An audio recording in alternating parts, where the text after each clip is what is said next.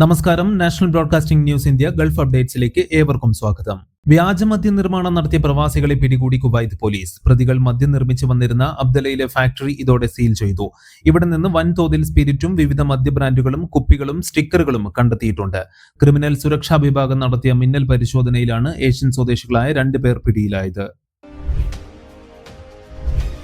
UAE-യിലെ സ്കൂളുകളിൽ ഇനി മുതൽ വിദ്യാർത്ഥികൾക്ക് മൊബൈൽ ഫോണുകളും സ്മാർട്ട് വാച്ചുകളും ഒളിപ്പിച്ച് കടത്താനാകില്ല.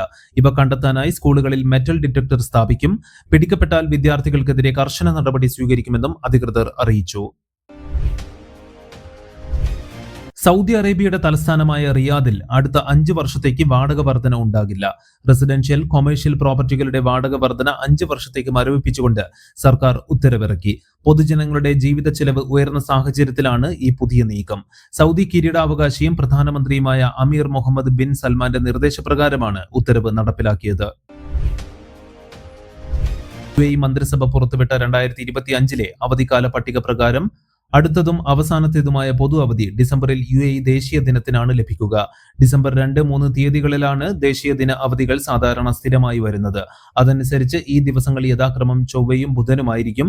ഈ അവസരത്തിൽ ദേശീയ ദിന അവധിയോട് ചേർത്ത് തുടർച്ചയായി 5 ദിവസം വരെ നീണ്ട അവധി ലഭിക്കാൻ സാധ്യതയുണ്ടെന്നതിനാൽ UAE-യിലെ താമസക്കാർക്ക് ഇതൊരു സന്തോഷ വാർത്ത കൂടിയാണ്.